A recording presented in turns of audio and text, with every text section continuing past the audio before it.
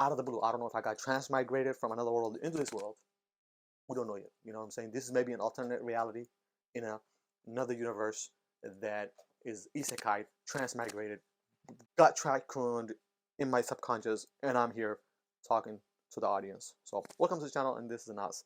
And today I'm going to be talking about the isekai fix. Okay, I think I became an addict, and the first step to solving the problem in the 12-step program is to admit that I have a problem. I do have a problem, and I don't actually want to solve the problem. The other issue that I want to address is the title that I got, because I've been reading so much manga. I've leveled up, and I have the title of Isekai Slayer on my screen. I can see it. Nobody else can see it. Obviously, I'm the only one that can see it. It is imaginary. Therefore, I think. Therefore, I am. It's very, very existential. And in that regard, I have leveled up so much that I've been reading so much Isekai. It's no joke no more. That I became a critic. It comes with the territory. The more you read something, the more experience that you accumulate, the more points. Those points, you know what I mean, you transform. Kind of like the Pokemon, you know what I mean? I have transformed as an isekai reader. I was attracted to the harem. I was attracted to the, you know, the inserting the self into the other world. It was very fantastical. But at this point, because I've read a range, right? I've read good ones, bad ones, trashy ones, great ones, with I mean the execution being done very well, like ReZero, Overlord, and just to name a few. But then there are other ones, Mushoku Tensei, and these are gems. Okay, in this landscape of garbage isekai, there are gems and beautiful ones, and these ones just elevate the genre to another level, and it shows that it doesn't need to be trashy. You know what I mean? You could still enjoy isekai. It still have some trashy elements, but it can be superb, right? It can be superb. And what had happened to me is because of this range. Now I can't countenance incompetence. I cannot stand bad writing no more. So I have leveled up. So tell me why I'm like, I was in the Barnes and Noble, and I'm looking at all these titles. Right, there's a, it's my mouth. I'm just like I'm like just drooling and looking at all these titles they have in another world, and I'm like, which one should I get? Which one should I get? I'm like a little kid that for the first time is in the candy store. All these cookies, can't decide what to get, and so I decided to grab this one, uh, just because I read the bag. I don't know, you know. So this is a, I don't know nothing about it. Survival in another world with my mistress, right? So I got this, and I couldn't wait. The moment I got home, I sat there and read, and now about 20 pages in, I'm like, oh, I can kind of foreshadow and foretell what's going on. So I'm like, oh my god, the pacing, not good, and the over explanation, the writing, it's just too. It's like a little kid, a kindergartner, got reincarnated. Not to really bash the story, maybe it gets better later on. So I'm like, okay, so I skipped a few pages, you know, and then I'm still okay, and I'm reading, and then you know what, I skipped to the second chapter, as a matter of fact. So I start reading the second chapter, I'm reading, and you know, our main character Kosuke meets the lady, the girl, this girl self, who, so he becomes her slave. You know, in this genre, generally the main characters in another world, the false hero, some characters generally, even the shield hero, you know, they get slaves, and so he actually becomes the slave to the character, right? So kind of plays on that the slave trope. So I thought it was maybe unique, you know. I thought he was going to do something different, and I'm like 80 pages in, and I'm like, oh my god, I cannot stand the writing at this point. The over explanation. For some reason, isekai sometimes falls into the pitfall of the, you know, the breaks the golden rule of don't tell but show in writing. I want to experience the journey. I don't want to be told what he's doing, what he's planning, how he's figuring out this and that. It becomes redundant and monotonous, and it's like, oh my god, it takes the whole fun out of it. You know what I mean? Come on, come on. So for me, I think it just fails in that. It fails into the fact that it becomes like, if like, yeah, just any other person, any shut-in decides to imagine themselves, because they are not happy with their life in this world. They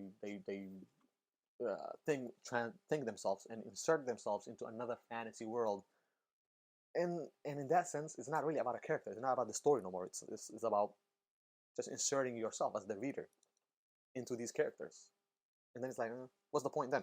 So this is that. So this is one of the ones that it's like I'm like losing hope. Another one that I read was called False Hero. Supposedly there's a prophecy. It's kind of very, very, very similar. in regard. Very similar, pretty much. Actually, some people will call it a a ripoff of Shield Hero in a sense, because the same thing happens. The premise is the same in the beginning. 4 heroes get summoned. One of them is basically accused, or in False Hero, the main character gets treated even worse. Actually, is thrown into prison because they assume that he's actually not a deity that was summoned by the goddess, but by the demon lord to infiltrate, the kingdom that was the hero. So he's not a hero. So they imprison him, and then after that, really, so it's kind of playing on that trope. But at the same time, as I'm reading it, I'm starting to realize that, I have two problems. One is I don't like the OP-ness, too much OP-ness. At some point, it becomes DX Machina, right?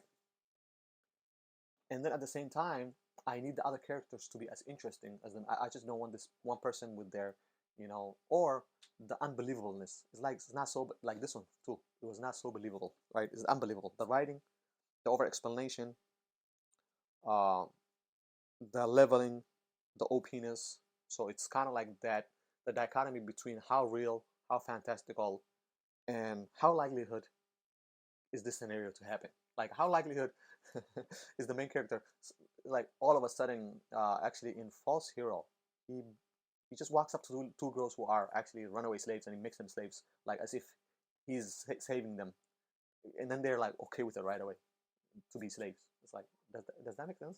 I don't think anybody's like jumping at an opportunity to be slaves. It's like, no, there's no way. I'm sorry. The believability is like, I'm like, really? You want me to believe this just so that the main character can have more harems? You expect them? I don't know. So I'm ranting at the moment. So those are kind of like the issues, but there are redemptions. So always redemptions. Another one that I got because I've been trying to get that isekai fix is this one. Manga, Karate Survivor in the World. I picked this up that day while I was looking at it. I went back, I looked it up, picked it up, and I read this. Now this one, the premise is suddenly I was dead. It doesn't even mess around. Okay, it knows. The guy knows who the target audience. The writer, Yazin. No, the story writer is Yazin, and then the illustrator is Takito Kobayashi. He already knows who the audience is, so he knows that we are familiar with truck-kuned. So the main character gets truck-kuned right away. It takes like 3 panels, pretty much, for this main character to be transported into a wilderness as he's naked. Like, the conversation that he has with the deity is, "Oh yeah, I'm gonna reincarnate you into another world." That's it. No explanation. Bam, right there.